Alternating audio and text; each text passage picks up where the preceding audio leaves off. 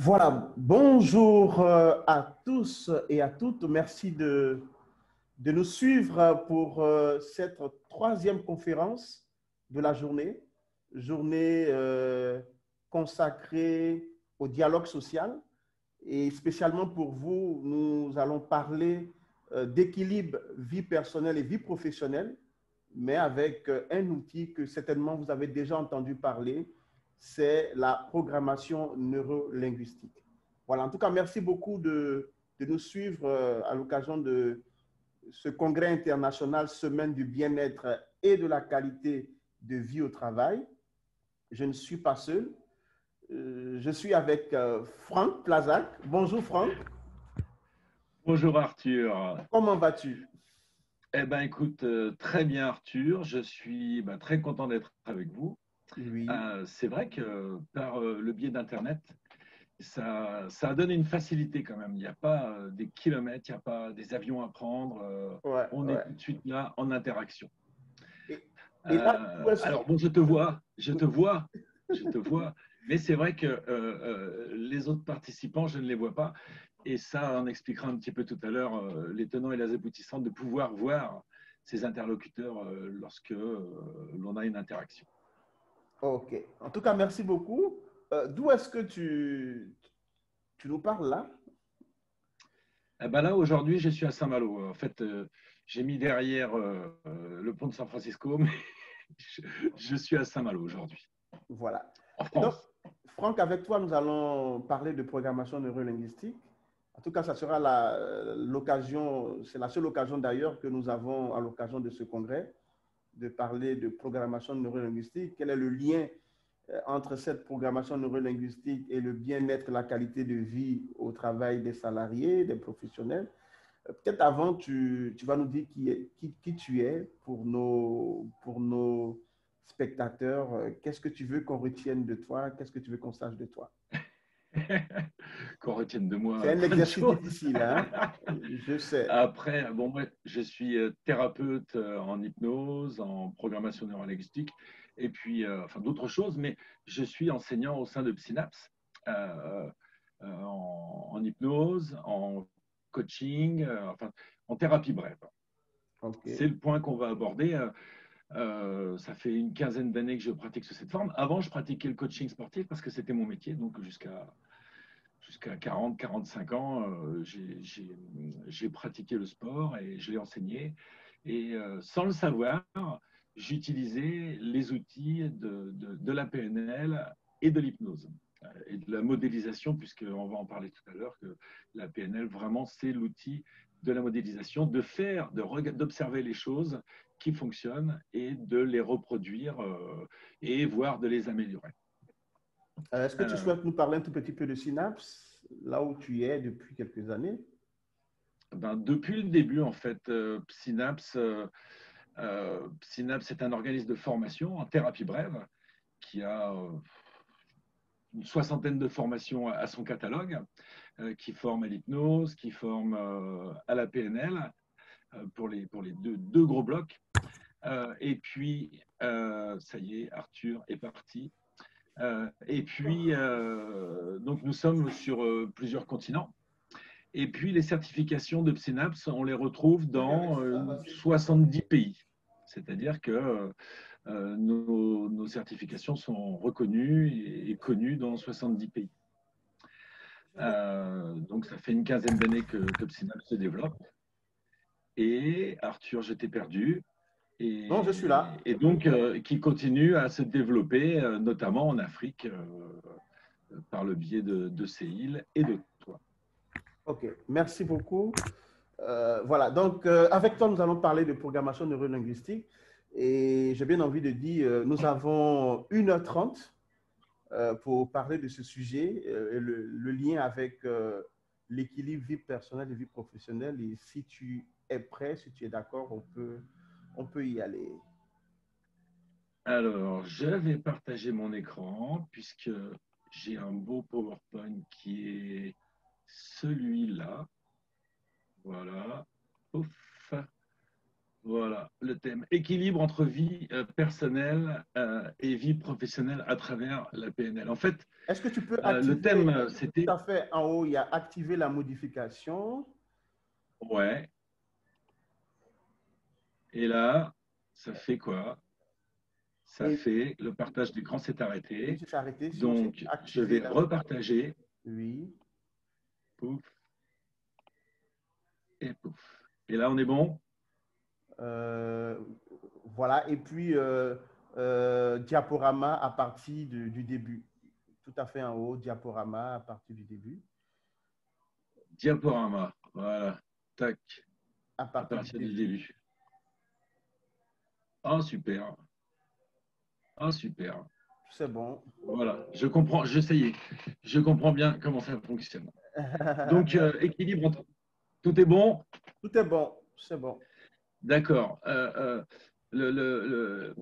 L'idée, c'était que, en fait, l'équilibre, c'est cette tension qui nous fait tomber d'un côté ou d'un autre, parce qu'en fait, on recherche une sorte d'état de stabilité, on cherche une harmonie, en fait, dans notre vie, entre ces deux pôles qui sont la vie professionnelle et la vie personnelle. Alors, euh, en fait, on est sur de la représentation. Notre cerveau nous donne des représentations du monde. Et le travail va être de modifier les représentations et de les améliorer pour qu'elles puissent nous convenir. Alors, aujourd'hui, en fait, il s'est passé quelque chose. Hein. Le Covid, je passe celle-là, hein. On est dans un contexte vraiment particulier parce que c'est un changement, c'est un changement du monde. Là, on est dans un changement du monde. Qui nous aurait dit il y a quelque temps que en fait, le monde allait s'écouler, qu'on allait arrêter de travailler, qu'on ne pourrait plus sortir, qu'on serait obligé de porter un masque. C'est vraiment quelque chose d'étonnant. Même dans les films catastrophes, les pires, c'est pas quelque chose qui est envisagé. On a eu quoi? On a eu un arrêt partiel de l'activité. On a eu, à ce moment-là, je change une autre, voilà, on a eu un arrêt partiel de l'activité. La communication du virus, quoi. Pour les entreprises et pour ceux qui travaillent en auto-entrepreneur, la perte du chiffre d'affaires, évidemment, peut-être même plus de travail. Enfin, vraiment, c'est le scénario catastrophe. Dans l'entreprise, aujourd'hui, maintenant, il y a une réorganisation des postes, le port du masque en entreprise. J'ai entendu hier quelqu'un qui disait que des gens euh, avaient des altercations, pouvaient avoir des altercations dans le bureau entre oui, tu mets pas ton masque, oui, tu mets ton masque. Enfin, vraiment, c'est quelque chose de compliqué. C'est une réorganisation totale du travail, c'est une réorganisation totale de la vie. On est vraiment sur une autre façon de vivre et une autre façon de travailler. Alors, on est passé aussi sur le travail digital, ce qu'on fait là en ce moment. Bon, il y a des gens comme moi qui pratiquent la moitié du temps le travail digital, donc ce n'est pas vraiment un problème.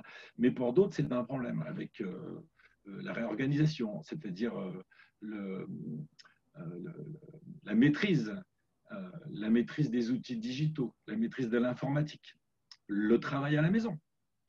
Parce que ça aussi, c'est quelque chose de problématique, de trouver un endroit à la maison. J'ai entendu hier quelqu'un qui disait il y a des gens qui travaillent dans leur salle de bain, qui travaillent dans leur chambre, qui travaillent dans le salon.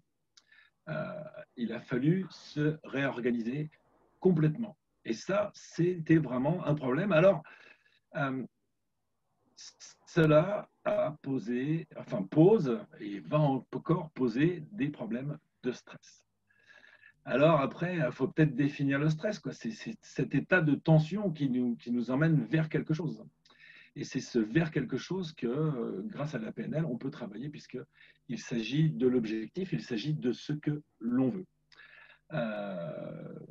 Après, c'est difficile dans un premier temps puisque en fait, le changement, c'est quelque chose qui nous pose problème. On est dans un état d'équilibre dans le travail, celui qu'on connaissait, et puis on se retrouve dans un autre système. Et là, il y a une adaptation à faire qui est importante. Ça crée une tension sur les enjeux professionnels, ça crée aussi une tension sur les enjeux familiaux. Et ça, c'est pas anodin, puisqu'en fait, quelquefois, ceux qui travaillent à la maison en distanciel, ça pose un problème parce qu'ils se retrouvent chez eux, avec leurs enfants, en famille, et quelquefois, il y a des tensions parce qu'il y a des valeurs qui ne sont pas communes, parce que il faut vivre en communauté, et là, c'est pas toujours évident. Entre vivre le soir avec quelqu'un, le week-end, et puis passer la semaine entière, 24 heures sur 24, à la maison, c'est pas la même chose. Donc là, il y a besoin de bien se connaître, et il y a besoin d'établir un rapport important avec sa famille, avec tout son environnement familial. Il y a aussi l'isolement à traiter. Je suis dans une équipe, même en open space, et puis d'un seul coup, je me retrouve à la maison. Et ça crée aussi du stress. Bon, là, il y a eu aussi un surcoût de travail. Il faut récupérer la production qui n'a pas été faite. Donc, ça fait plus de tension, en plus d'être à la maison, en plus de manier l'outil informatique. Bon, bref, ça crée des tensions. Et puis, pour ceux qui rentrent aussi au travail, il ne faudrait pas qu'il y ait des contentieux avec soit les managers, soit l'entreprise, soit même les collaborateurs. Peut-être des choses qui n'ont pas été dites ou que l'on n'a pas vues, puisqu'en fait, en étant sur le digital, on ne voit pas toujours les gens. Et ça aussi, ça pose un problème de retour d'information quand on envoie un message. Donc, ça fait vraiment beaucoup de choses à gérer. Et bref, on était à une étape, on était à un point A de comment on vivait, et on va vers un point B qu'on ne connaît pas encore, avec des étapes intermédiaires. Et on est là sur une problématique émotionnelle, puisqu'en fait, nous, notre travail en PNL, c'est vraiment un travail émotionnel, parce qu'en fait, vous et moi, nous sommes des gens, et en fait, on est des boules d'émotions. C'est notre particularité. C'est sûr qu'on pense, c'est sûr qu'on a des stratégies, mais avant tout, on est des boules d'émotions. Et c'est ça que, en fait, en PNL, on va traiter pour que les états émotionnels soient tout à fait corrects. Est-ce que jusque-là, c'est Arthur, tu es toujours avec moi? Toujours avec toi. Toujours avec toi. Oui, parce que c'est vraiment curieux de parler tout seul comme ça. Et je me retrouve dans le contexte que je viens de donner, c'est-à-dire que j'ai une sensation tout à fait curieuse de parler là, et puis de ne pas avoir de retour d'information. Et c'est ça qui est aussi quelque chose d'important dans le contexte actuel. Alors, qu'est-ce que la PNL? Je racontais tout à l'heure que j'étais dans le sport, et quand on est en compétition, eh bien, il se passe tellement de choses dans notre tête, il se passe tellement de choses dans notre corps, et on est obligé de les gérer. On est obligé de gérer la pression, on est obligé de gérer sa motivation, on est obligé de gérer tout ce qu'on appelle les états internes. Et bon, moi, j'ai appris ça au fur et à mesure des années avec l'entraînement. Et c'est quelque chose que j'ai redécouvert quand j'ai découvert la PNL, appris la PNL. C'est que, en fait, il y a une méthode, il y a des méthodes que je faisais intuitivement, mais il y a des méthodes qui sont cadrées pour retrouver l'état interne, pour trouver l'état émotionnel qui convient au moment où ça convient. C'est-à-dire, si j'ai besoin d'être en colère, allez trouver la colère. Si j'ai besoin d'être calme, trouvez le calme. Si j'ai besoin de trouver de la motivation, eh bien, trouvez de la motivation.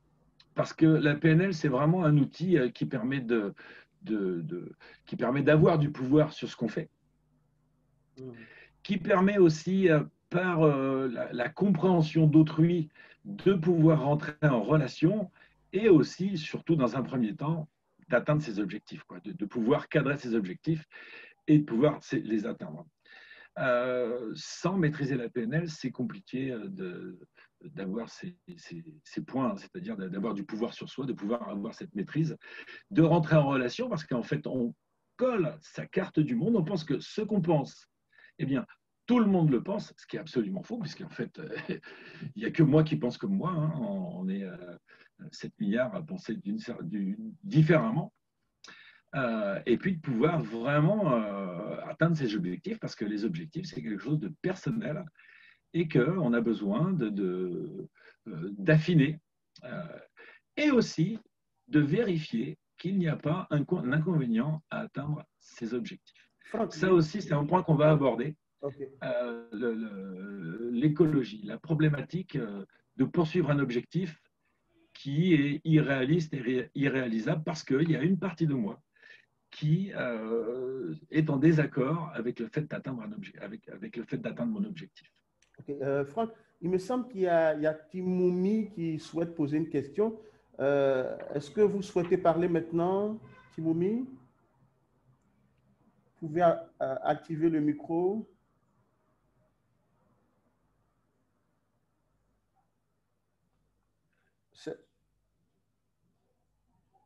Timoumi, vous nous entendez? Non, ça va? Enfin, je n'entends rien. OK. OK. Peut-être, Franck, je te suggère de continuer. Peut-être que, à la limite, si vous pouvez envoyer votre question par le chat, il n'y a pas de souci, je pourrai la transmettre à Franck. Merci. D'accord. OK. Donc, qu'est-ce que la PNL? On y vient. Hein. Hop là. La programmation neurolinguistique. Voilà la terminologie. Programmation.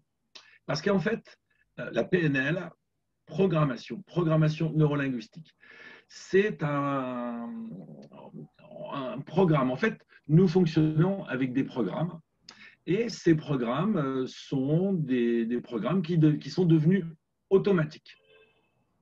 Alors, ils ont une particularité, c'est qu'ils peuvent être corrects, ils peuvent être tout à fait bons, et puis ils peuvent aussi être des programmes qui ne fonctionnent pas. Et donc, le travail en PNL va être de modifier certains programmes, d'en améliorer d'autres pour qu'on puisse être opérationnel dans toutes les situations que l'on recherche. Ces programmes, ils ont une particularité, c'est que c'est quelque chose que l'on fait naturellement. On va acheter de l'électroménager, du petit électroménager, comme on va acheter du gros électroménager, comme on va acheter une maison, comme on va acheter une voiture. On fonctionne toujours de la même façon. Ah, je vois quelque chose qui s'allume. On fonctionne toujours de la même façon. C'est vraiment au même, on va lier amitié avec des gens de la même façon qu'on aurait, alors je ne veux choquer personne, hein, de la même façon qu'on aurait choisi sa voiture, par exemple. On se pose les mêmes questions, on va faire de la même façon. Peut-être vous allez sur Internet pour comparer un produit. Peut-être ensuite vous allez en parler à un ami, peut-être à un deuxième ami, peut-être vous retournerez sur Internet, peut-être vous irez voir un vendeur, peut-être vous ferez un comparatif encore sur Internet, eh bien pour lier amitié ou rencontrer des gens, ben vous allez faire de la même façon. Vous irez voir sur Facebook et puis vous en parlerez à quelqu'un, puis vous retournerez voir sur Facebook et puis vous irez voir les photos et là vous tirerez des conclusions. Ça, c'est pour les programmes. Après, on encode notre monde par tout ce qui est neurologique, c'est-à-dire c'est notre cerveau qui va encoder le monde extérieur par nos yeux, par nos oreilles, par notre peau, par notre bouche, notre nez, en fait. Tout ce qui est sensoriel, eh bien, c'est de cette façon-là que l'on va encoder le monde qui nous entoure. Et puis linguistique, parce que on est sur un modèle de langage et c'est notre langage qui structure notre pensée. Ça, on va le voir un petit peu après parce qu'on a des filtres particuliers aussi. On a des particularités dans le vocabulaire et en fait, on a deux systèmes on a le langage, ce qui nous sort par la bouche, qui est une chose, et ce que l'on pense, qui est une autre. Et on fait des raccourcis dans notre langage pour nous simplifier la vie, parce qu'on ne pourrait pas détailler tout ce que l'on veut décrire. Et donc, on fait des raccourcis, et ça a aussi des particularités. Voilà pour la programmation, pour l'explication, la terminologie programmation neurolinguistique. Est-ce que c'est OK pour Ouais, c'est bon. quelque chose à rajouter? Non, il n'y a pas de question non plus, ça va. Très bien. Alors, on est en PNL sur de la neurologie. En fait, il faut savoir qu'en thérapie, bon, parce que c'est mon métier d'origine, on a trois couches. On a la première couche qui est la couche analytique, qui est typiquement une couche freudienne où on se pose la question du pourquoi. Après, on a la couche symbolique où on a typiquement l'hypnose. Et puis, on est déjà dans les thérapies brèves.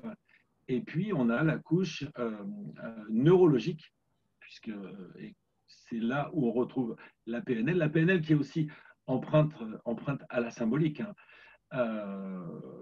Et là, on a les trois couches. Nous, on se pose la question du comment. Comment on va faire pour obtenir ce qu'on veut ou comment la personne fait pour faire ce qu'elle fait. On ne va pas se poser la question du pourquoi. Parce qu'en fait, on va rentrer dans l'histoire et ça ne nous intéresse pas, en fait.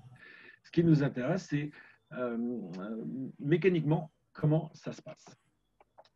Alors, historiquement parlant, c'est Richard Bandler qui est là et John Grinder. Je crois que j'ai une slide qui suit. Voilà, c'est Richard Bandler et John Grinder qui ont inventé la PNL dans les années 70 en modélisant trois thérapeutes de génie. Donc, le premier, c'est Fritz Perl, celui qui a inventé la Gestalt thérapie. La deuxième, c'est Virginia Satir, qui est l'auteur de la thérapie systémique et familiale, et puis Milton Erickson, qui est à l'origine de l'hypnose ericksonienne. Comment ils ont fait? En fait, ces thérapeutes de génie pratiquaient et disaient à leurs élèves, ben, faites comme moi. Mais ils ne savaient pas expliquer comment ils faisaient. Et Bandler et Grinder, qui tous les deux sont psychologues, et Bandler mathématicien et Grinder linguiste. Tous les deux ont filmé ces personnes et ont décortiqué et les ont modélisées, ont décortiqué leur façon de faire et ont modélisé leur façon de faire, de façon à ce que ce soit reproduisible à l'infini. Et c'est ça le génie de la PNL, c'est-à-dire que on peut, grâce à la PNL, modéliser quoi que ce soit pour pouvoir le reproduire et éventuellement l'améliorer si c'est nécessaire ou l'adapter à la façon de faire. En fait. Après, il y a d'autres personnes qui sont intéressées à la PNL, qui ont regroupé, hein, c'est à peu près, c'est énorme, il y a plus que 70 personnes qui sont intéressées. Il y a Noam Chomsky, Alfred Korzybski, Gregory Bateson, qui est à l'origine de l'école de Palo Alto, et puis Robert Dills aussi, dont Seil a parlé avec la pyramide de Dills avant-hier, je crois. Donc le principe, c'est vraiment la modélisation, c'est une pédagogie, c'est une pédagogie de la communication, quoi. Parce qu'en fait, notre communication se fait à deux niveaux, se fait au niveau conscient, se fait au niveau inconscient. Et la majeure partie de notre communication se fait de façon inconsciente.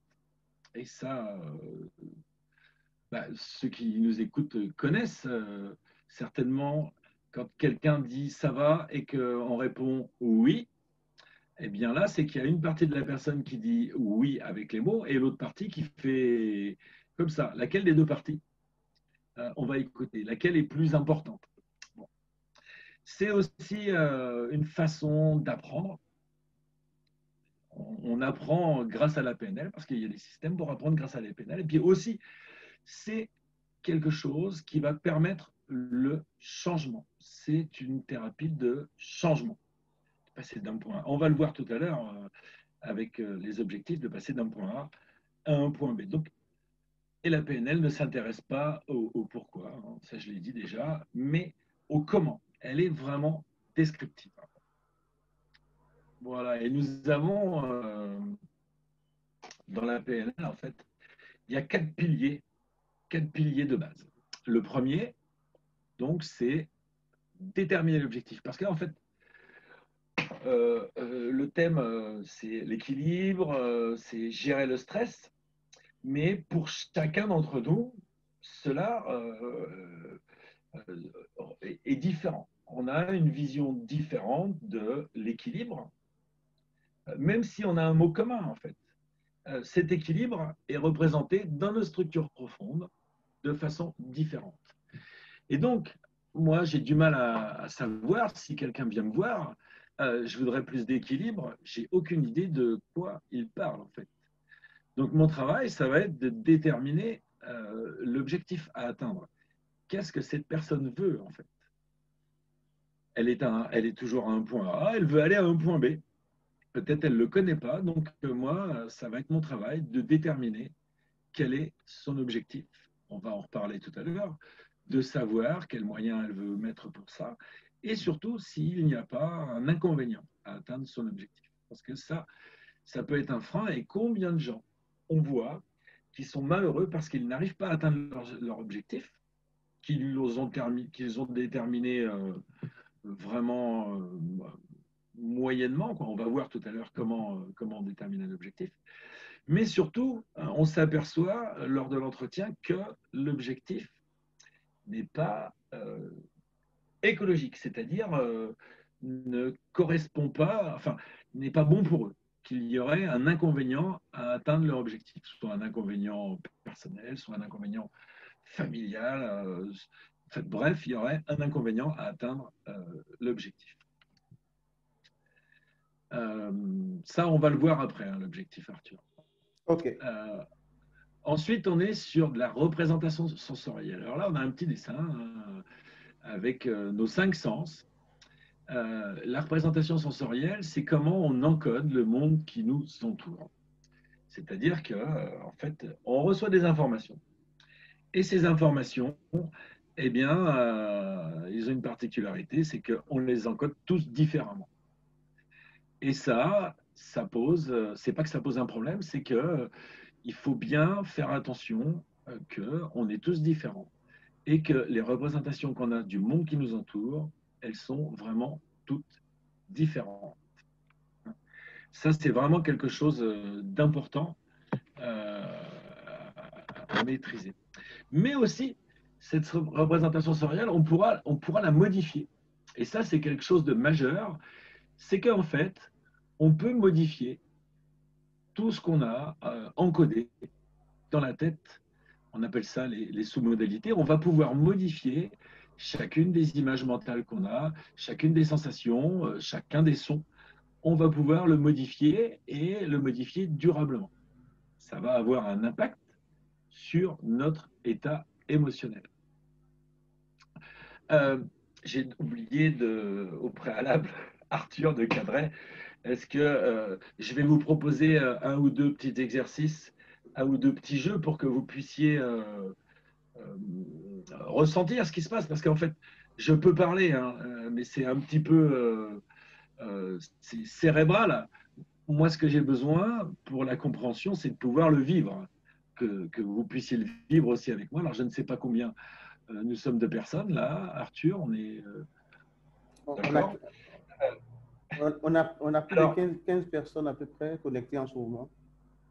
Bien, alors, cher auditoire, j'aimerais vous faire vivre quelque chose d'un petit peu amusant, quoi, pour vous montrer comment on peut modifier les états émotionnels.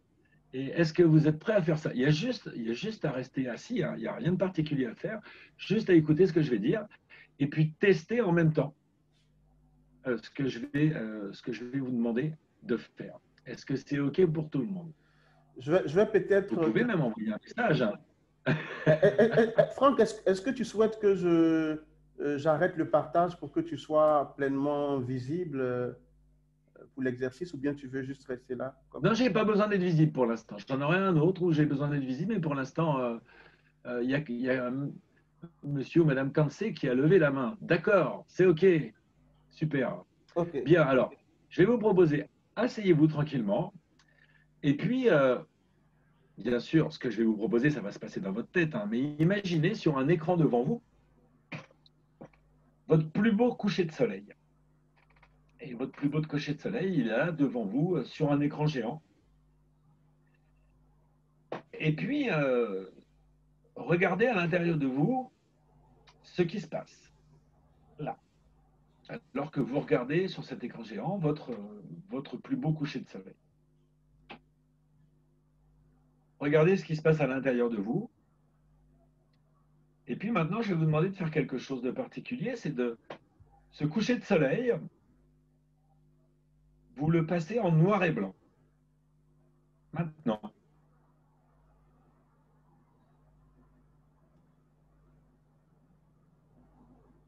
Et une fois que ça c'est fait, regardez à l'intérieur de vous, à nouveau.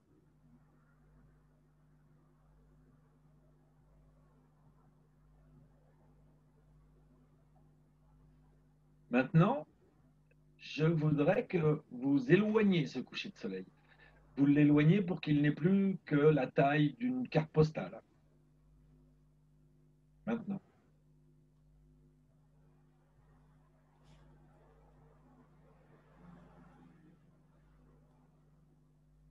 Et que vous regardiez maintenant à l'intérieur de vous l'émotion qui y est rattachée.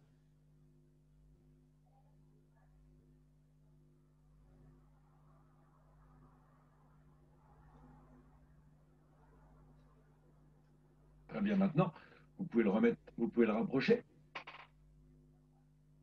le remettre en couleur. Et puis, vous pouvez l'agrandir. Et l'agrandir encore. Et regardez une nouvelle fois à l'intérieur de vous l'émotion qui est rattachée.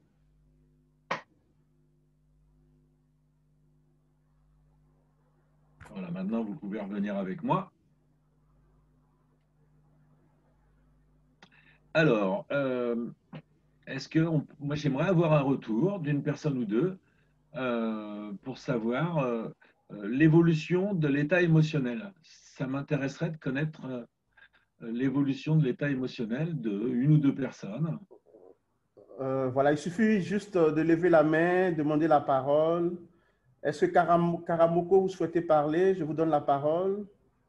Allez, Karamoko. Est-ce que vous pouvez activer votre micro, Karamoko, Voilà. si vous souhaitez parler?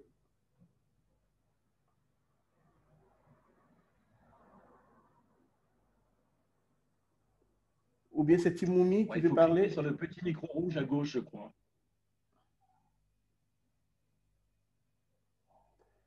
Ok, donc... Il y a Timouni aussi. Timouni, oui, Karamoko, vous pouvez parler maintenant. Nous vous écoutons attentivement. Normalement, votre micro est ouvert. Voilà. Ok, je vois plutôt Kansé. Kansé aussi. Ouais. Oh, mais on n'entend rien. Est-ce que vous pouvez, Kansé, vous pouvez activer votre micro?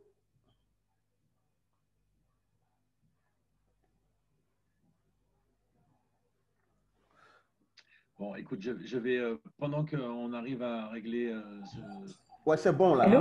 Oui, C'est allô? bon, vous m'entendez? Oui, on vous entend, allez-y. Vous m'entendez? Très bien. Je suis Marilyn Kansé et je suis vraiment avec intérêt justement cette conférence.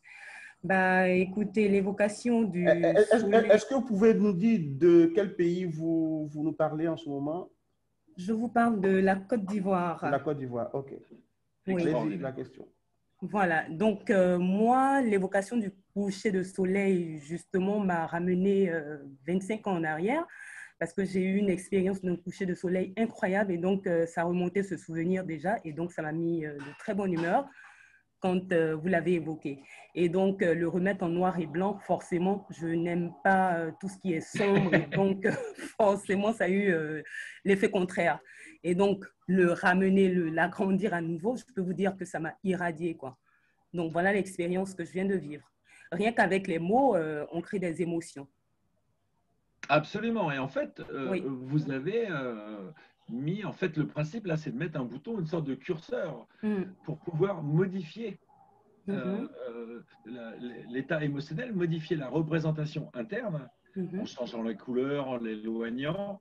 Et on va faire, alors dans votre cas, c'était quelque chose de très qui vous appartenait, qui était agréable. Donc, il se peut qu'il y ait eu un petit peu de mélancolie en changeant ce qu'on appelle, ce que je vais appeler les sous-modalités, en changeant les caractéristiques. Mais c'est le principe en fait, c'est-à-dire que on pourra modifier l'état émotionnel rien qu'en changeant les sous-modalités de ce qu'on voit, de ce qu'on entend ou de ce qu'on ressent.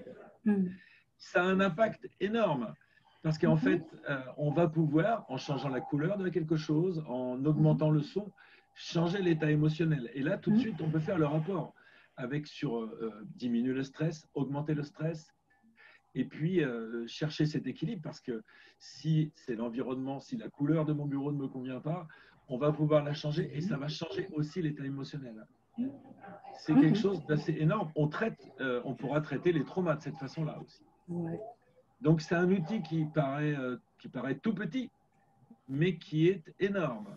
Aujourd'hui, Richard Bandler ne travaille quasiment plus qu'avec ça parce qu'en fait, ça fonctionne énormément bien. Et ça permet de changer l'état émotionnel avec la rapidité que vous avez décrite. Vous avez en même temps exprimé autre chose qui n'est pas dans les 4 piliers de la PNL, mais que je vais aborder, qui est l'ancrage en fait.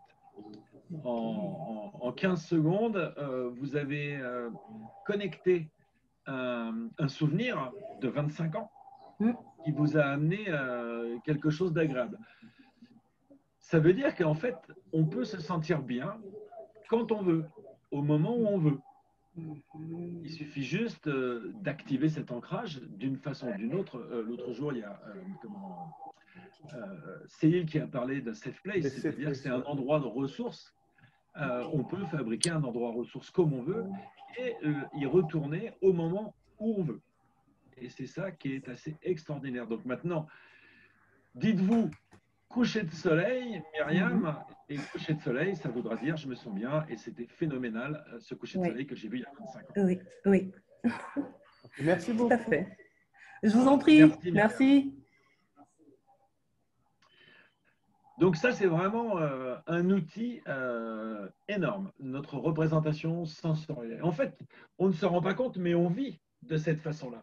On s'habille, on met les couleurs qui nous conviennent pour aujourd'hui, on met la musique qui nous convient pour aujourd'hui, on met les odeurs qui nous conviennent pour aujourd'hui.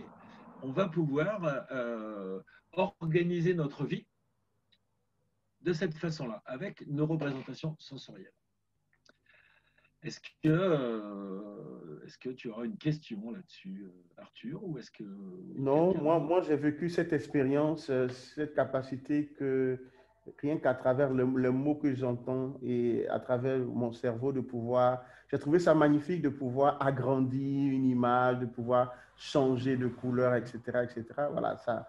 Tout à l'heure, tu as dit quelque chose d'intéressant, c'est que la PNL nous donne d'avoir du pouvoir. Donc, j'ai le pouvoir de faire changer les choses, de faire évoluer les choses. C'est sûr. Voilà, c'est une très belle chose. Ça donne du pouvoir, ça nous donne du pouvoir sur nous-mêmes. Sur nous-mêmes, c'est ça. L'atteinte des objectifs, mais aussi, on va le voir, rentrer en relation avec les gens et avec nous-mêmes aussi. Hein. Parce que c'est vraiment quelque chose de très fin. C'est énorme le travail qu'on va obtenir avec ça. Et c'est très fin, appuyé sur un tout petit levier pour obtenir le plus grand résultat. Voilà. En fait, c'est vraiment quelque chose de… Enfin, je trouve que c'est quelque chose de la simplicité, vraiment, la PNL. C'est quelque chose de la simplicité, c'est cadré, c'est simple. C'est facile à mettre en place. Beaucoup d'outils de la PNL, vous les retrouvez dans la vie de tous les jours, vous les utilisez dans la vie de tous les jours. Sauf que, en fait, n'étant pas cadré, on a du mal à les remettre en place. Naturellement. Le rapport, c'est vraiment comment on est dans la relation avec les gens, c'est la reformulation, c'est comment on va reformuler le dialogue, le vocabulaire de son interlocuteur pour s'assurer qu'on a bien compris et réutiliser ces mots pour qu'on rentre ce qu'on appelle dans sa carte du monde, c'est-à-dire on rentre dans son monde.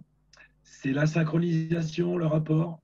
La synchronisation, ça veut dire prendre la posture de la personne, ça veut dire se tenir comme la personne, ça veut dire respirer comme la personne, ça veut dire parler comme la personne, ça veut dire utiliser son vocabulaire.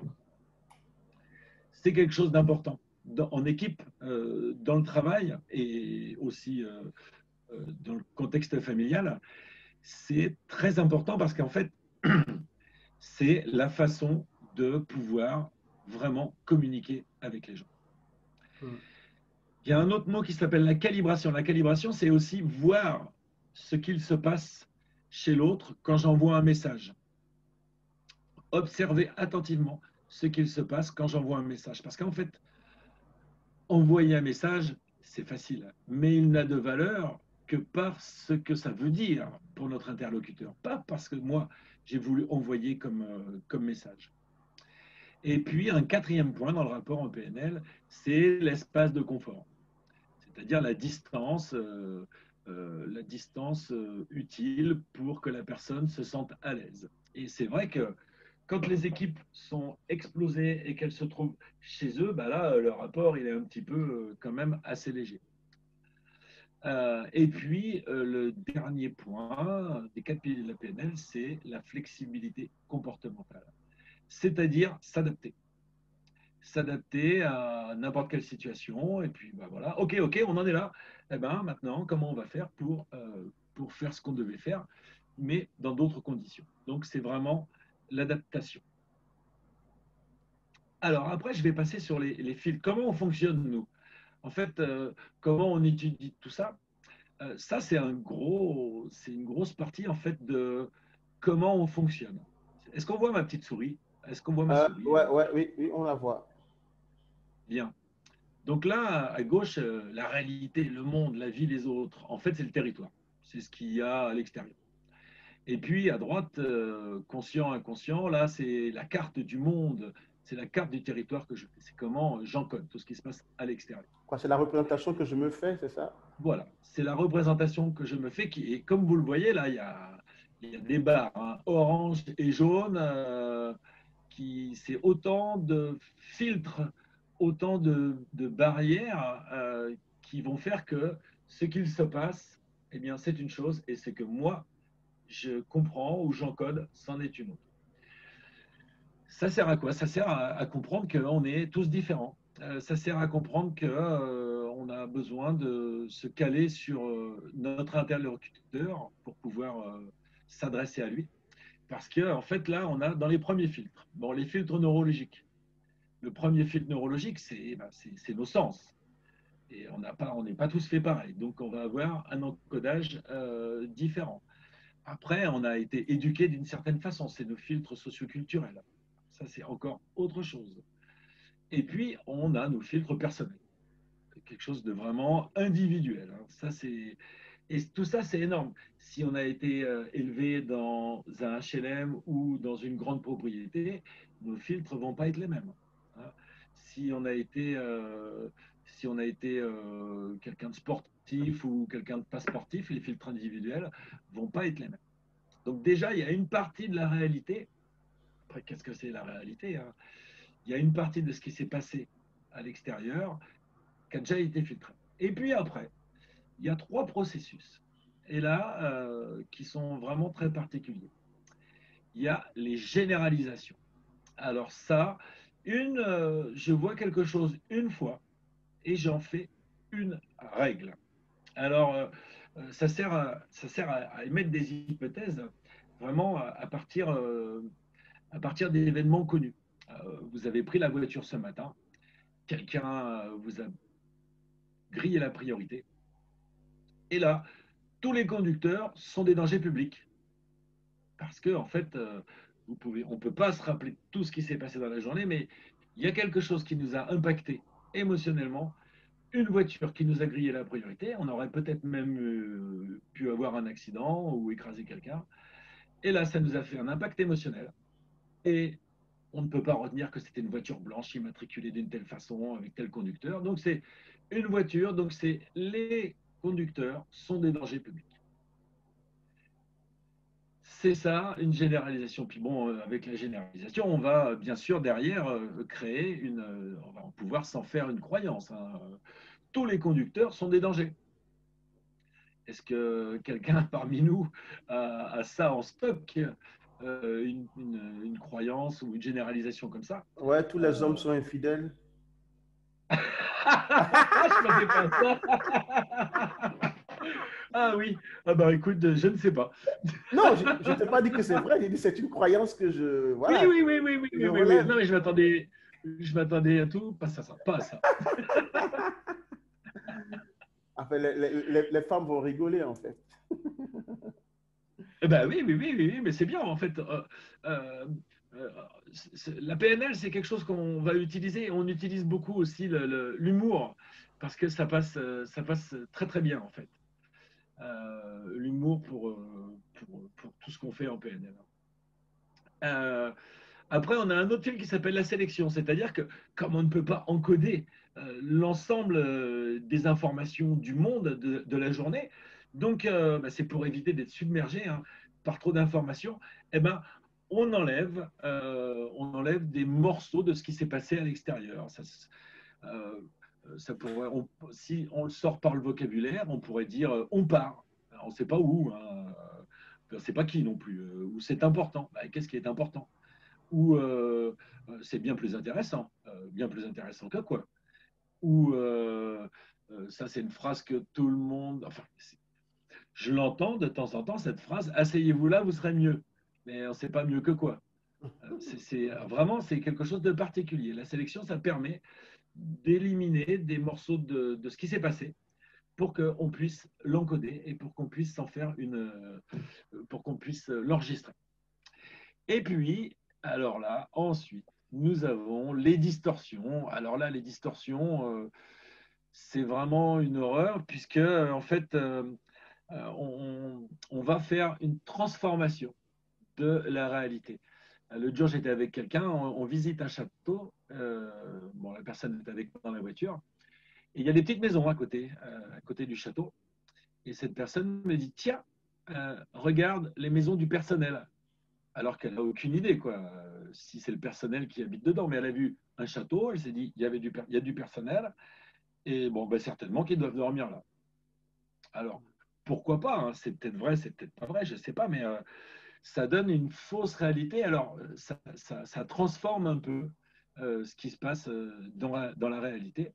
C'est très bien pour un processus artistique. Après, pour un processus vraiment fixe, vraiment précis, là, c'est un petit peu plus compliqué. Euh, voilà pour ça. Donc, c'est vraiment quelque chose de particulier. Mais tout ça, après, de la bouche peut ressortir des mots, en fait.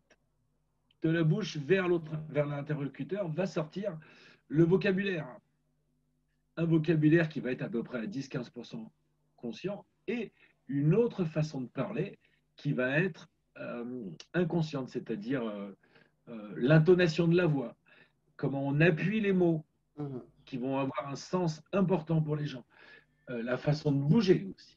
Parce qu'en fait, quand je disais oui, oui, en faisant ça tout à l'heure, eh bien en fait, quand on parle, quand on s'exprime, notre corps, il va bouger, il va s'exprimer lui aussi.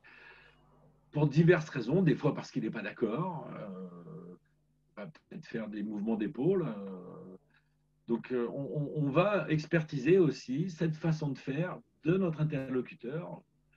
Quand on est en cabinet, notre client, on va le regarder attentivement et en fait, on va faire parler son corps. Si quelqu'un me parle et qui me dit, en me parlant, il bouge une épaule comme ça, je pourrais très bien lui demander qu'est-ce que son épaule a à me dire. Et son épaule va me répondre assez rapidement. Ça paraît bizarre, hein, mais c'est vraiment quelque chose d'assez énorme, de pouvoir accéder à la structure profonde, parce qu'en fait, concernant la généralisation, la sélection et la distorsion, on a une façon de poser des questions pour redonner la réalité des choses, la réalité de l'expérience à la personne. Si Franck, tous les, vas-y. Non, oui, termine. Tu peux terminer. J'ai juste une question d'un spectateur, mais si, vas-y, tu peux terminer. les conducteurs sont des chauffards, on a besoin pour cette personne de pouvoir lui faire accéder au fait qu'il n'y en avait qu'un quand même. Parce que sinon, elle va toujours être à en vouloir au chauffeur. Alors, attends, est-ce que j'arrive à passer à la... Donc, il y a Timoumi qui s'interroge. Est-ce que l'inconscient, c'est la partie cachée de l'iceberg? On peut dire ça comme ça. On peut dire ça comme ça. L'iceberg, c'est une métaphore pour dire notre cerveau? Il me semble, ouais. Bah, peut-être qu'elle a besoin de préciser. Donc, n'hésitez pas à préciser, Non, Timon. non, mais j'ai compris. C'est en fait, Ouais, ouais. oui, oui, oui, c'est la partie cachée de l'iceberg, hein, bien sûr, qui est beaucoup plus grosse, hein, c'est la majeure partie d'entre nous, mais en fait, c'est une métaphore. En PNL, on va travailler avec le conscient.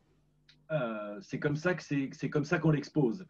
Mais on a besoin d'avoir accès aussi à des parties auxquelles le conscient n'a pas accès, c'est-à-dire l'inconscient, hein.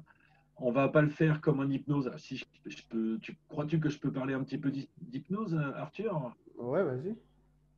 En hypnose, on s'adresse à l'inconscient directement. Là, on passe par le conscient pour avoir des informations inconscientes. Hmm. Donc oui, c'est la partie cachée de l'iceberg, mais en fait, c'est vraiment une métaphore parce que c'est nous, hein. L'inconscient, c'est nous, hein. C'est pas, c'est pas quelque chose extérieur à nous, c'est nous. OK. Euh, on s'appuie aussi, alors je suis passé à l'index de computation, mais c'est pas ça que je veux aller faire. On s'appuie en PNL, je l'ai déjà entendu évoquer, sur des présupposés aussi. Et on pourrait même dire que euh, en appliquant les présupposés, eh bien, on va appliquer la PNL. Les présupposés, c'est des phrases sur lesquelles on va s'appuyer tout au long de la pratique de la PNL, tout au long d'une thérapie, et qu'on peut même appliquer en fait au quotidien, parce que ce sont vraiment des principes qui sont ressourçants. Euh, dans le cadre de l'équilibre, de la réduction du stress, de la nouveauté, bon, on a un présupposé en PNL qui est que notre inconscient est notre réservoir de ressources. C'est-à-dire qu'on a toutes les ressources en nous pour pouvoir avancer. On a toutes les ressources en nous pour pouvoir résoudre un problème s'il y en a un. Donc c'est quelque chose d'assez... Enfin moi je trouve c'est ressourçant, quoi, hein. Puisque quoi qu'il arrive, eh bien, je sais que j'ai les ressources en moi et que je vais arriver à m'en sortir. Alors peut-être c'est une croyance aussi, hein, me concernant, hein. Euh, euh, il y a une intention positive dans chaque comportement. C'est-à-dire que dans le cadre du stress, dans le cadre de l'équilibre entre la vie professionnelle et la vie personnelle, ben, ces tensions, elles ont peut-être quelque chose à nous dire. Elles ont une raison d'être et elles sont là pour nous alerter. Il y a une intention positive dans ce qui se passe. Euh, Qu'est-ce qu'on a d'autre? Oui, bien sûr, si ce que vous faites ne fonctionne pas, faites n'importe quoi d'autre. C'est-à-dire que si à la maison, eh bien, je suis en train de travailler et puis les enfants viennent me déranger, bon ben, c'est normal, ils sont chez eux, mais moi j'ai besoin de travailler et que je les sermonne et que ça ne marche pas, eh bien, il y a un moment, il va falloir que je fasse autrement puisque ça ne sert à rien que je fasse une fois si ça ne fonctionne pas. Ça ne sert à rien que je fasse deux fois, ça ne sert à rien que je fasse 10 fois, 15 fois, 50 fois. Ça ne fonctionne pas. Donc, il y a peut-être un autre moyen de faire. On a un autre présupposé aussi qui est très intéressant, c'est la confusion. C'est la porte d'entrée à la réorganisation de nos perceptions. Et là, j'attire votre attention sur le fait que ne sommes-nous pas en pleine confusion de réorganisation du travail, de réorganisation même de notre vie sociale, de réorganisation de notre vie personnelle. Aujourd'hui, on est dans la plus grande confusion. On ne sait pas comment ça va se passer encore. On sait comment ça se passe aujourd'hui, demain peut-être, mais après-demain, on ne sait pas trop. Donc, c'est peut-être normal aussi que nous soyons dans la confusion et cela nous permet de réorganiser nos perceptions. Je trouve que ça, vraiment, c'est présupposé d'étendre l'atmosphère, donne une nouvelle vision et que c'est important de s'appuyer là-dessus, quoi. On ne fait pas d'erreur, il n'y a que du feedback. Ça aussi, c'est un autre présupposé. On ne fait pas d'erreur, il n'y a que du feedback, c'est-à-dire qu'on apprend en fait. On pourrait se poser la question à l'issue d'un retour d'information quand on fait quelque chose, eh bien, qu'est-ce que j'ai appris? Plutôt que de dire, ah zut, j'ai mal fait. Non, je n'ai pas mal fait. J'ai fait quelque chose, qu'est-ce que j'ai appris? Comment je vais m'en servir? À quel moment je ne vais pas m'en servir? Enfin, je ne sais pas ce que vous en pensez, mais en ce qui me concerne, je trouve que c'est quelque chose d'extrêmement ressourçant et qui me permet d'être beaucoup plus léger. Puisque, en fait, on apprend de tout. En fait. On apprend de tout. Arthur, j'ai un petit jeu à vous proposer. Mais attends, on dit, Franck, Oui. les présupposés, c'est ce que tu as voulu partager avec nous en termes de présupposés ou bien il y en a d'autres encore? Oh, il y en a encore d'autres, mais bon, j'ai donné, Par rapport à la carte donné du les territoire. principaux, ceux qui nous intéressent, là, voilà, ceux qui aujourd'hui ont vraiment plus de valeur. Mais j'en ai un autre, avec bien sûr un autre, c'est chaque personne fait le meilleur choix qu'elle fait au moment où elle le fait. C'est-à-dire qu'on n'a pas une boule de cristal pour savoir est-ce que j'aurais dû faire mieux parce que demain il y a quelque chose, j'ai une autre information. Non, je fais quelque chose maintenant, et ben je le fais maintenant avec les informations que j'ai, quoi. Et puis ça s'arrête là. C'est quelque chose de, ça donne, moi je trouve que ça donne de la légèreté. Ça ne veut pas dire qu'il faut faire n'importe quoi, n'importe comment non plus, hein. Mais ça donne de la légèreté pour se mettre dans l'action aussi. Parce que je peux attendre demain pour avoir d'autres informations, puis après-demain, mais auquel cas, je ne vais pas mettre dans l'action. Parce que quand même, la PNL, c'est de l'action avant tout. On a aussi toujours une bonne raison de faire quelque chose, non? On a toujours une bonne raison de faire quelque chose. Ben c'est ça. C'est à chaque moment, une personne fait le meilleur choix qu'elle peut. Euh,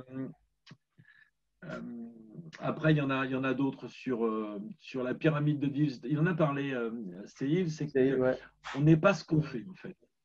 On n'est pas ce qu'on fait. On n'est pas ce qu'on fait. C'est-à-dire que je ne suis pas, bon, je parle si là, je pense en termes d'addiction, je ne suis pas un fumeur, je suis quelqu'un qui fume. Je ne suis pas un drogué, je suis quelqu'un qui pratique. On n'est pas ce qu'on fait. On est qui on est et on a des comportements. Ce sont deux choses qui sont distinctes. Et il y en a un aussi qui va vous intéresser. On va faire un petit jeu là-dessus.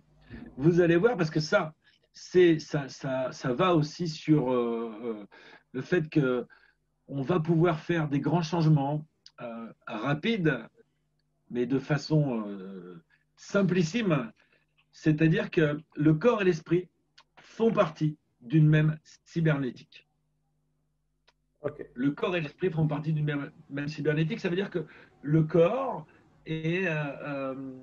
quand il prend une forme, eh bien, ça va donner une façon de penser. Et quand on pense quelque chose, ça va donner une forme à notre corps. Alors là, je vais inviter Myriam, Timoumi et puis tous les autres à faire quelque chose, c'est-à-dire de reculer de leur siège, enfin, se mettre debout pour qu'ils fassent ce test-là. Je me bouge, moi. Je me bouge et je me recule. Et donc, voilà. Okay. Tout le monde est OK. Je vois qu'il y a des petites mains qui se lèvent. C'est très simple. C'est très simple. Le corps et l'esprit font partie d'une même cybernétique. C'est très simple. Je vais vous inviter à faire ceci. En fait, vous baissez la tête, vous regardez vos pieds, vous ramenez les épaules, vous écrasez un petit peu l'abdomen. Bref, vous vous tenez comme quelqu'un qui n'est pas en forme, qui est un petit peu déprimé. Voilà, vous écrasez un petit peu l'abdomen, ça donne du mal à respirer. Vous voyez rien d'autre qu'à vos pieds. Et puis, vous essayez d'avoir une pensée agréable dans cette position-là. Essayez d'avoir une pensée agréable dans cette position-là. OK? C'est bien. Maintenant, je vous invite à vous redresser. Et puis, vous tenir bien droit, faire un beau sourire et essayer d'avoir une pensée limitante, quelque chose de négatif, en souriant, en regardant devant vous, en vous tenant bien droit. Alors, qu'est-ce qui se passe là? C'est tout, hein, c'est terminé. Enfin, voilà, c'est l'exemple. Vous pouvez vous rasseoir, vous pouvez reprendre votre place.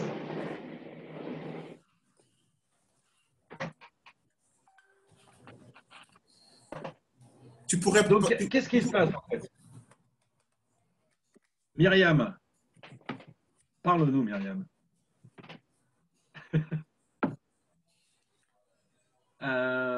Bon, peut-être. Bon, Myriam. Oui, bah, écoutez, j'avoue que pour cet exercice, j'ai rien ressenti là.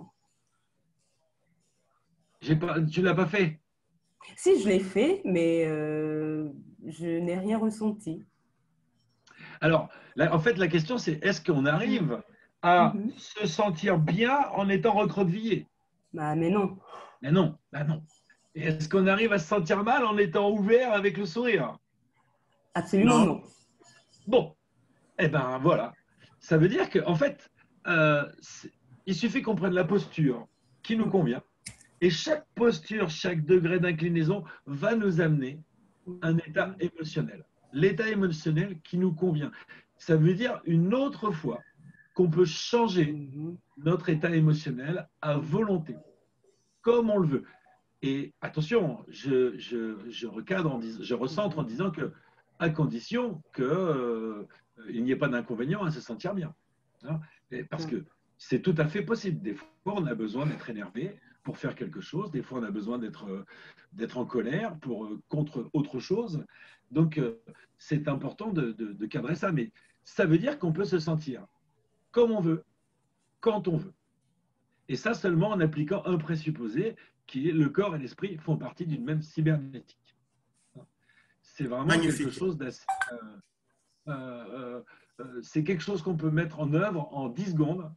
Si on ne se sent pas bien, eh ben on redresse la tête. Et puis c'est réglé. Merci Myriam. OK. Tu peux partager à nouveau ta présentation. Je l'avais enlevée pour que je d'accord. puisse te voir moi aussi. Partager. OK. Tac. Écran partagé. OK. Et je regarde ma montre et je vois que je vais devoir accélérer aussi un petit peu. OK, c'est bon. Qu'est-ce que c'est que ça? Me le rappeler éternellement. Bon, tac. Alors, l'index de compétition. Ça, l'index de compétition, c'est comment nous, on est fabriqué. C'est, en fait, je vais aller directement à la forme définitive. Voilà. Ça, c'est nous. C'est-à-dire que vous pouvez mettre une petite tête en haut et puis un petit bras là ici. Enfin, c'est moi. Un petit bras là, un petit bras là, en fait. On a à l'intérieur notre façon de penser, ce qu'on appelle les processus internes, nos émotions, ce qu'on appelle en PNL les états internes, et nos comportements, ce que l'on fait. Et puis autour, on est protégé, enfin, on a une sorte de peau qui est dans laquelle s'intègrent les valeurs, ce qui est important pour nous. Ça, les valeurs, ça répond à qu'est-ce qui est important pour toi. Les croyances, qui sont ce que l'on croit. Ça, les valeurs et les croyances, c'est le socle de notre identité. Les objectifs aussi, oui. Et puis, bon, il y a l'environnement. Bon. Alors, j'ai une petite aventure à vous raconter. En fait, on a nos comportements, nos états internes et nos processus internes. Notre objectif final à nous, c'est qu'il se passe quelque chose à l'extérieur, pouf, alors je le prends ici, là, suivez ma petite flèche là, il y a quelque chose, une flèche qui arrive là, de l'extérieur, qui traverse les croyances, les valeurs, qui arrive dans nos états internes, Le top, ce serait de pouvoir réfléchir. Qu'est-ce qu'on doit faire? De choisir l'émotion pour avoir le comportement. Jusque-là, je pense que vous êtes d'accord avec moi. Sauf que ce n'est pas toujours comme ça que ça se passe. L'autre jour, je m'achète une voiture toute neuve, je sors du garage et il y a un rond-point à côté. Et là, il y a quelqu'un qui me grille la priorité au rond-point. Et là, état interne, je suis en colère. Vous savez pourquoi? Parce qu'en fait, il a violé ma valeur respect. Ah, c'est pas bon du tout. Et là, je vois rouge. Je cherche pas, pouf, j'accélère, je rentre dedans. Alors bon, c'est une voiture un peu spéciale. Je la ramène au garage. 3 mois pour les pièces. On est au mois de janvier. Bon, d'accord. Je récupère ma voiture. 3 mois plus tard, on est au mois de mars. Et puis là, je sors du garage. Il y a le même monsieur, c'est comme au loto, c'est un truc qui ne peut pas arriver. Il y a le même monsieur qui est là, au rond-point, qui me grille la priorité encore. Sauf que je l'ai déjà vu une fois, mais quand même, ma valeur respect, c'est toujours la même. Il n'a pas respecté la priorité, ce monsieur-là. Ouh là là là là là là là là, je vois rouge. J'ai une émotion colère qui est folle dingue. Je réfléchis quand même. Je me dis, bon alors, Franck, qu'est-ce que tu fais? Bon, il t'a violé la priorité, mais je m'en fous, c'est pas grave. C'est pas grave, je retourne sur ma colère et j'accélère et je lui casse sa voiture. Aïe, c'est embêtant. 3 mois d'attente. Je retourne au garage. On est au mois de juin. Les vacances arrivent. On doit utiliser la voiture pour aller en vacances. Ça, c'est pas négligeable parce que ma femme, elle va pas être contente si je reviens et que je lui dis que j'ai pas la voiture. Je ressors du garage, je vais au même rond-point et là, j'ai gagné le jackpot. Il y a la même personne qui est dans sa voiture et qui est là et qui me grille encore la priorité. Ma valeur, elle est encore violée.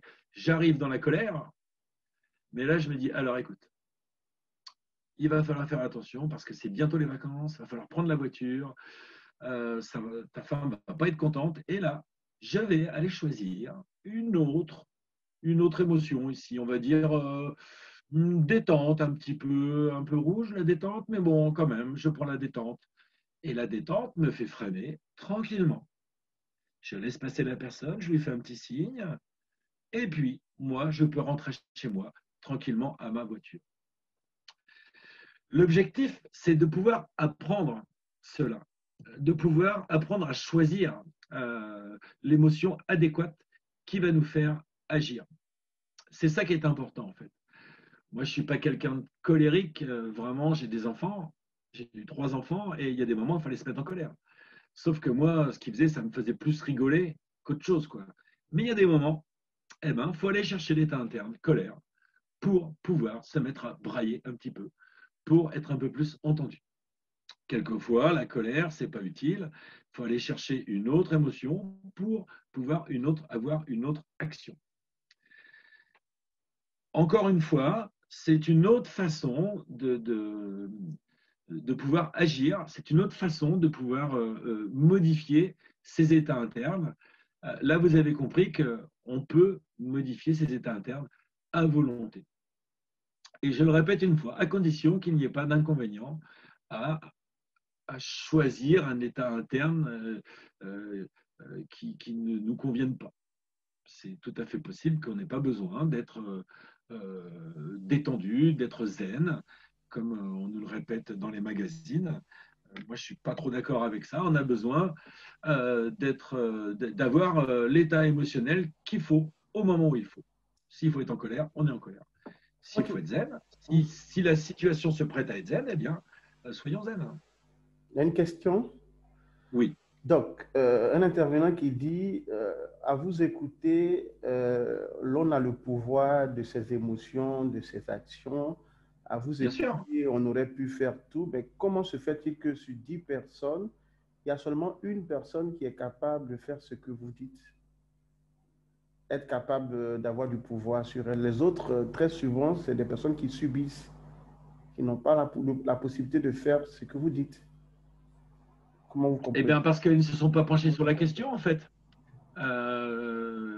Alors, je ne sais pas si les 10%, là, ça correspond, c'est c'est une estimation personnelle, mais en faisant ça, y compris l'exercice qu'on a fait tout à l'heure debout, vous pouvez tout de suite comprendre qu'on peut choisir son état émotionnel. La question, et je le répète, hein, c'est intéressant que la question du monsieur ou de la dame, c'est est-ce qu'il n'y aurait pas un inconvénient à changer d'état émotionnel?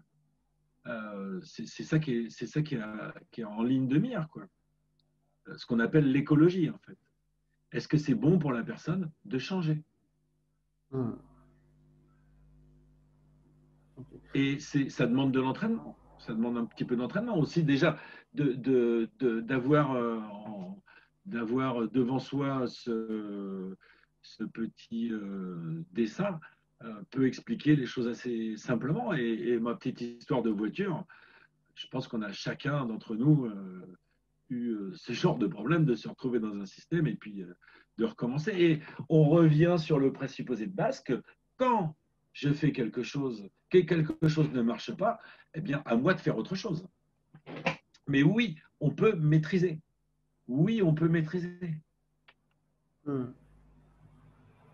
Ok.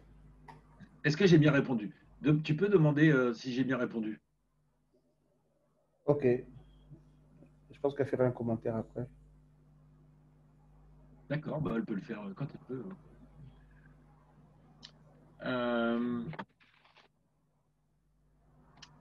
Ensuite, alors là, on est sur... 15 minutes à peu près. Ouais. C'est bon. Bah, j'ai un autre petit jeu. J'ai un autre petit jeu. Je pense qu'on peut le faire maintenant. Moi, je m'installe. J'ai un autre petit jeu. Vous allez voir, c'est assez énorme. Est-ce qu'on me voit? Voilà. Ouais, on te voit. Un peu de profil.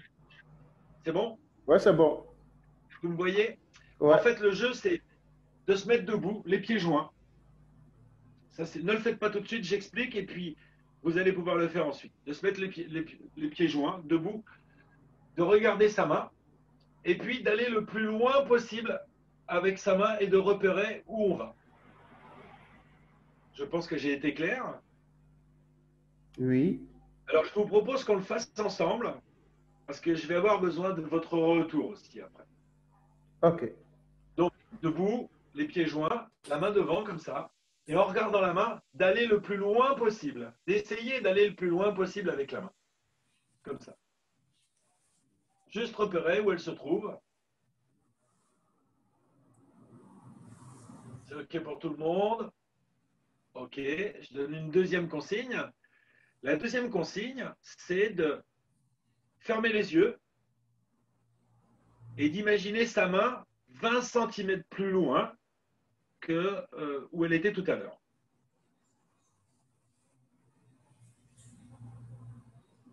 « 20 cm plus loin, de la voir dans sa tête, 20 cm plus loin que où elle était tout à l'heure. C'est OK pour tout le monde? Très bien. Maintenant, on va refaire la première étape, c'est-à-dire toujours les pieds joints.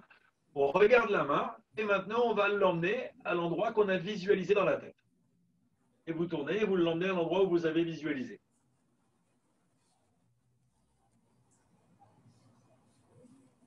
C'est OK pour tout le monde? Très bien. Alors maintenant, ça m'intéresse votre feedback là, de savoir où est allée cette main. Est-ce que Myriam est toujours là? Est-ce qu'il y a d'autres personnes? Vous pourriez nous faire un feedback par chat, ceux qui ont des difficultés avec le micro. OK, oui. Il y a Timouni qui lève la main. Je ne sais pas si le problème de micro est réglé avec vous. Sinon, vous pouvez… Il faut décocher le micro, Timouni. Ouais. Allez-y.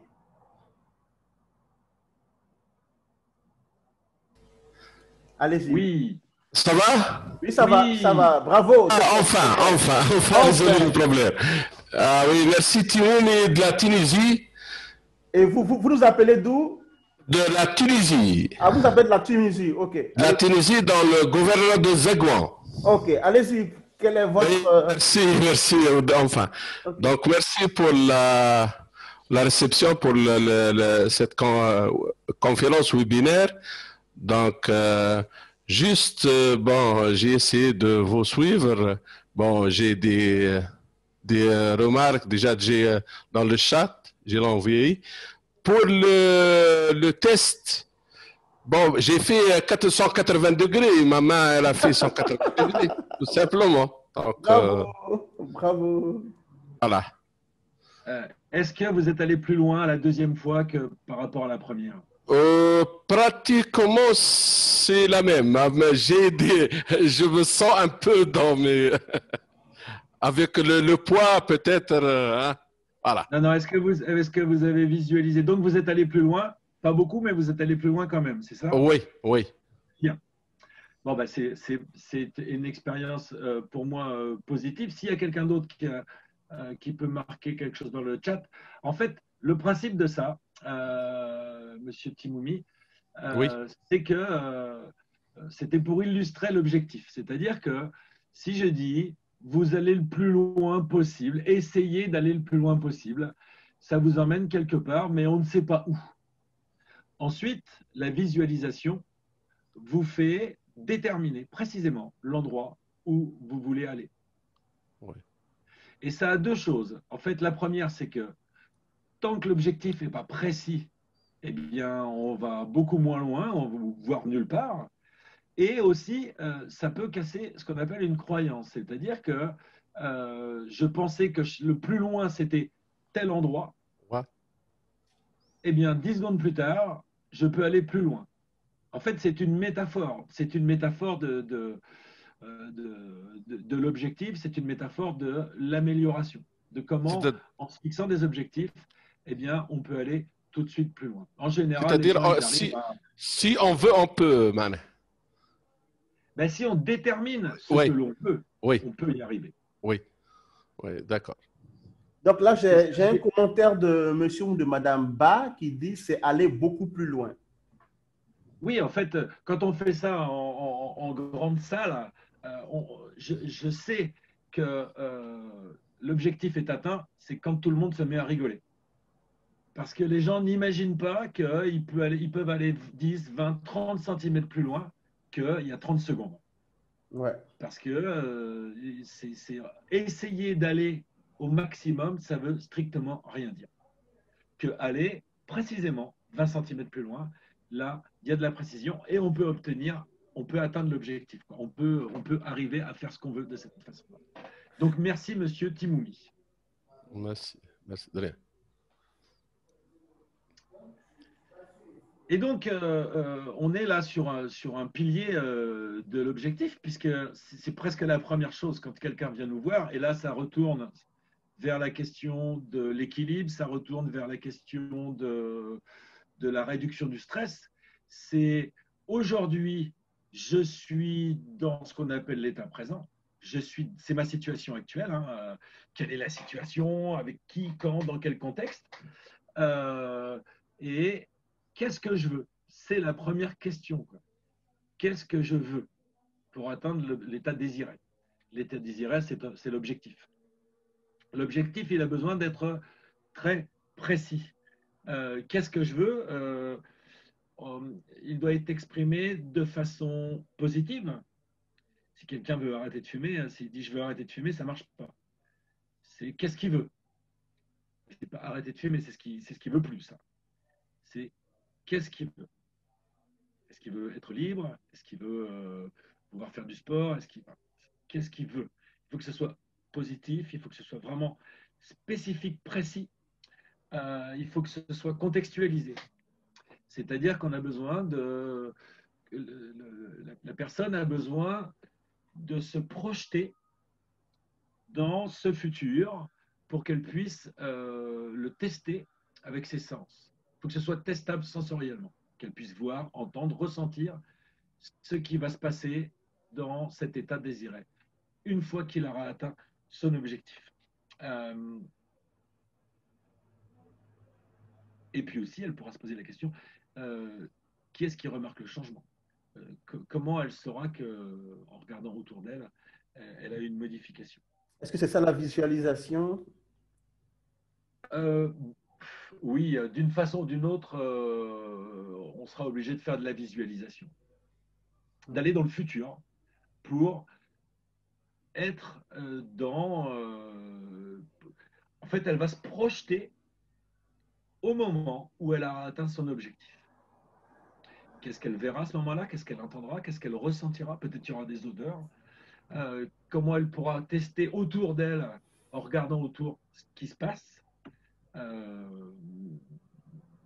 C'est important. Si la personne ne peut pas se projeter, elle ne pourra pas l'atteindre. C'est ce qu'on a démontré tout à l'heure, c'est-à-dire qu'on se voit à telle distance, on va pouvoir l'atteindre. On se voit dans la tête à telle distance, on va pouvoir l'atteindre. Si on ne se voit pas à telle distance précisément, on ne pourra pas l'atteindre. On a besoin de cette précision-là. Après, ma slide, elle est comment? De quoi ai-je besoin, hein? C'est de quoi j'ai besoin pour atteindre mon objectif? Qu'est-ce que j'ai besoin, moi, d'apprendre quelque chose, de nouvelles capacités? Et où est-ce que j'ai besoin de ressources extérieures? Après, de ressources extérieures, oui aussi. Et puis, qu'est-ce qui m'empêche d'y arriver? Ça aussi, c'est quelque chose d'important. Qu'est-ce qui m'empêche d'arriver? C'est quoi l'inconvénient à atteindre mon objectif? Imaginez un monsieur vient d'acheter une maison, il est marié, il a 2 enfants, il travaille à 10 minutes de chez lui et il se bat pour avoir une meilleure place au sein de son entreprise. Sauf qu'il sait quelque part que le poste supérieur, il est à 1000 km et il faudra qu'il fasse les 1000 km le lundi et les 1000 km le vendredi. Il y a un moment, il y a une partie de lui qui va faire le nécessaire pour ne pas atteindre son objectif, puisque ce n'est pas un bon objectif, puisqu'il y a des contraintes qui ne seront pas écologiques pour atteindre son objectif. Et donc, il y aurait un gros inconvénient. Donc, soit on modifie l'objectif, soit il prend soit il va faire tous ses kilomètres, mais en fait, ça n'est pas écologique pour ce monsieur s'il faut qu'il fasse ses 1000 kilomètres. Mais en déterminant l'objectif, on va s'en apercevoir que ce n'est pas écologique, que ce n'est pas bon pour lui, donc qu'il y a une partie de lui qui fait quelque chose contre atteindre l'objectif qu'il s'est fixé. Et c'est ça qui est important parce qu'il va pouvoir vraiment retravailler son objectif. Aujourd'hui, s'il ne sait pas qu'il y a un inconvénient, eh bien, il va être malheureux parce qu'il n'arrive pas à atteindre son objectif. Alors, et après, s'il est muté à 1000 km, il sera malheureux parce que justement, il est loin de sa maison.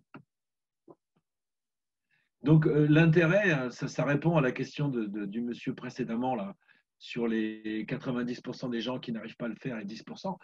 Je pense qu'une partie ne le font pas parce qu'il y aurait un inconvénient à changer d'état émotionnel au moment où ils le veulent. Peut-être que elles n'ont pas encore décidé de changer. Il n'y a pas eu une décision ferme de ça. Ah bah oui, après changer, c'est encore autre chose. Hein. Donc, ouais, ça c'est... En fait, quand tu parles de visualisation, c'est ça qui est important en fait. Changer, eh bien, vers quoi? Sauter dans l'inconnu, c'est pas tout le monde qui peut faire ça. C'est peut-être même pas correct. Alors, déterminer un objectif, on va pas sauter dans l'inconnu. On va sauter dans quelque chose qu'on a préparé, quelque chose qu'on a visualisé, quelque chose qu'on a déjà vécu, parce qu'en fait, notre cerveau, il fait pas la différence entre le réel et ce qu'on imagine. On est vraiment, on arrive. Ce qui est vrai, c'est ce qu'il y a à l'intérieur, même ce que l'on pense, même ce que l'on voit et qu'on projette dans le futur. Okay. Donc voilà, ça c'est un résumé de état présent, état désiré. Après, il y a les buts, après, il y a la mission de vie. Bon, enfin, ça n'est pas notre sujet. C'est vraiment quelque chose, c'est un basique, ça. Et donc, en ce qui concerne les gens qui ont vraiment des problèmes d'équilibre, qui ont vraiment des problèmes de stress, eh ben, la question à leur poser ou à se poser, c'est où j'en suis et qu'est-ce que je veux en fait. Qu'est-ce que je veux et comment je le veux, de quelle façon je vais pouvoir l'atteindre. Est-ce qu'il n'y aura pas un inconvénient à l'obtenir? Et une fois qu'on a répondu à ces questions-là, eh ben, déjà, on est déjà bien avancé. Peut-être qu'il y a une autre question, c'est lorsque j'ai déterminé les contraintes, aussi bien internes et externes, c'est après, quelles sont les ressources dont je peux disposer justement euh, pour pouvoir venir à bout de ces obstacles, n'est-ce pas? Ce sont des ressources personnelles. En fait, c'est à la personne. Interne ou externe, mais aussi de pouvoir se poser cette question peut-être. Je n'ai pas compris. Je veux dire, est-ce qu'on s'arrête juste à se poser la question de savoir quelles sont les contraintes ou les obstacles? Est-ce qu'après cette des questions sur les obstacles et les contraintes, il ne faudrait pas se demander quelles sont les ressources dont je peux disposer aussi bien en interne? Je peux peut-être demander de l'aide, ça c'est une ressource externe, ou bien ça peut peut-être moi-même des capacités internes que je dois pouvoir développer, sur lesquelles je peux compter pour aller au bout de ces obstacles, non? Si, absolument. Donc, il y a des contraintes qui sont surmontables et qui ne sont pas des problèmes, hein. C'est juste des contraintes. Ouais. Donc, il va falloir faire quelque chose. Après, trouver les ressources, ben ça, c'est en fonction de l'objectif. Un objectif, c'est pas quelque chose c'est pas quelque chose. Ça peut être quelque chose de très simple, hein. Ça peut être un petit objectif. On peut avoir besoin de très peu de ressources. Après, je reviens sur mes présupposés, hein. On a tous les ressources en nous pour pouvoir changer, quoi. Ouais. Est-ce que c'est une capacité que je vais mettre en œuvre? Est-ce que je vais peut-être avoir besoin de me former à quelque chose? Est-ce que je vais peut-être avoir, si c'est pour travailler à la maison, eh ben, est-ce que je vais peut-être avoir besoin de bricoler un endroit dans la maison? Mais si madame n'est pas d'accord, eh ben, il va falloir que je négocie avec elle pour pouvoir bricoler un endroit, m'installer un bureau de façon définitive. Peut-être qu'elle a une vision peut-être décorative, alors que moi, je suis un petit peu plus bourrin et j'ai pas la touche de la décoration qui lui plairait. Donc, ça se travaille jusqu'à obtenir l'état désiré. OK. En tout cas, merci beaucoup à toi, Franck. Nous sommes au terme de cette conférence. Peut-être pour ton mot de fin, je rappelle l'intitulé de notre conférence du jour, c'était Équilibre vie personnelle et vie professionnelle à travers la PNL. Donc, en quelques mots pour te résumer, comment est-ce qu'une personne peut parvenir? D'abord, est-ce que c'est envisageable, est-ce que c'est réaliste un équilibre vie personnelle, vie professionnelle? Est-ce que ce n'est pas une vue de l'esprit? Ça, c'est la première question à laquelle je souhaite que tu répondes. Et la deuxième question, c'est comment, avec la PNL, concrètement, envisager cet équilibre? Une vue de l'esprit, non, je dirais que c'est un concept vraiment personnel. Est-ce que c'est des critères de temps pour certaines personnes? Est-ce que c'est des critères de distance pour d'autres personnes? Est-ce que c'est des critères de je travaille dans la maison? C'est à chacun de savoir exactement ce que lui veut, en fait. Est-ce que quelqu'un se pose la question, oui, mais je passe trop de temps au travail, et quand ils sont au travail, je devrais être à la maison. Donc, il y a besoin de s'accorder, d'accorder les deux parties de cette personne, celle qui voudrait être au travail avec celle qui voudrait être à la maison. Et la détermination d'objectifs, c'est un état, c'est vraiment majeur, quoi. Après, bon, j'ai vraiment survolé, hein. Après, on va pouvoir travailler tout ce qui est les conflits aussi, en prenant de la distance, en se mettant à la place de l'autre, en prenant de la distance par rapport à soi et à l'autre, en regardant qu'est-ce qui se passe quand ces deux personnes parlent ensemble. On va pouvoir faire vraiment énormément de choses et surtout, comme je le disais tout à l'heure, on est sur un état émotionnel. Et donc, c'est l'état émotionnel qui a besoin de changer. On peut le changer par une détermination d'objectif, mais on peut le changer comme ça, comme vous l'avez fait tout à l'heure. On peut modifier sa posture pour changer d'état émotionnel. On peut modifier son environnement, les couleurs. On peut ancrer quelque chose, mettre une photo agréable, comme Myriam, la photo du souvenir agréable, pour rien qu'en la regardant se sentir bien. En fait, c'est là la vraie question, c'est qu'est-ce qui me fait me sentir bien au moment où je suis? Qu'est-ce qui me ferait me sentir bien au moment où je ne me sens pas bien? OK. Merci beaucoup à toi, Franck. Donc, je rappelle à nos... Je crois qu'il y a Timouni qui souhaite poser une question, peut-être la Bien dernière. sûr. Tu peux... Oui, merci, Allez-y. monsieur le conférencier. Donc, peut-être vous avez dit un mot-clé au début de votre conférence. Comment, pendant cette période de Covid, on s'adapte pour atteindre nos objectifs, même si un petit objectif. Voilà. Merci.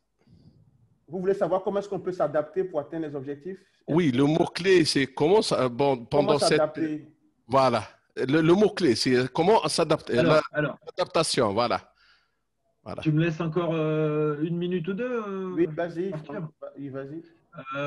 Alors, plus précisément, Monsieur Timouni, est-ce qu'il y a quelque chose, vous, il y a une adaptation personnelle particulière vous concernant? L'adaptation, c'est pour notre travail avant, avec, surtout on utilise beaucoup le travail, utilité le travail, et surtout avec les correspondances et tout. Voilà. Donc, j'ai appris qu'on s'adapte à ce mode dans la vie professionnelle. D'accord. La problématique aujourd'hui, en fait, vous voulez savoir comment comment ça va se fixer dans l'avenir, c'est ça? Oui. Surtout, on ne sait pas l'après-Covid. Maintenant, déjà la deuxième mi-temps de Covid, hein, comme on a eu en Ah, Tunisie. Hein. absolument, absolument. Ouais. Moi, j'ai une question à vous poser. Qu'est-ce que ça vous fait, vous, en fait? Comment vous vous sentez et à quel moment? À quel moment ça vous pose problème, précisément? Bon, le problème, c'est avec avec les petits, avec la famille, avec mes Vous petits travaillez à la élèves, maison aussi? et avec le travail. Donc, voilà, les deux. Aujourd'hui, on est dans la plus grande confusion, c'est-à-dire qu'on ne sait pas comment Oui, ça va se passer. oui, Donc, faut s'adapter, c'est-à-dire que chaque jour est un jour et donc ma question en fait elle est c'est comment au quotidien vous vous sentez, à quel moment vous voudriez changer d'état émotionnel, c'est-à-dire de vous sentir bien quoi en fait. Parce que c'est ça qui m'intéresse en Est-ce fait. que Franck, est-ce que tu es pas en train de lui demander, par exemple, de savoir ce que tu es en train de suggérer, c'est que puisque nous sommes dans une situation un peu confuse, on ne sait pas le lendemain ce qui va se passer, mais c'est de vivre pleinement ce que j'ai à vivre chaque jour. Et peut-être chaque jour, je me pose la question de savoir qu'est-ce que je veux aujourd'hui vivre. Donc, c'est un objectif que je me fixe. Et maintenant, Merci Arthur, merci comment Arthur. le Voilà. vivre? ouais. Et voilà, au quotidien, puisqu'en fait, là, aujourd'hui, on vit au jour le jour, hein, d'une façon ou d'une autre. Hein.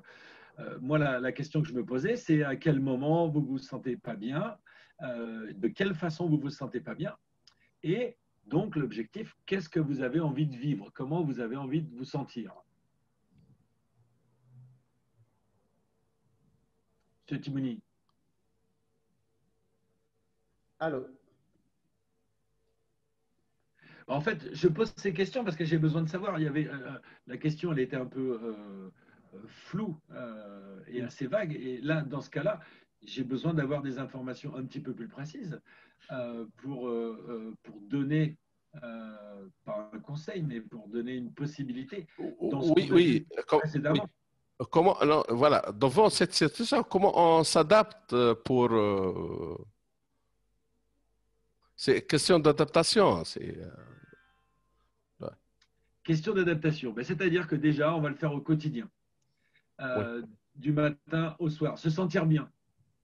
oui, Se sentir bien, ça, vous savez le faire. Être joyeux, sourire, jouer avec les enfants, ça, vous savez le faire. oui.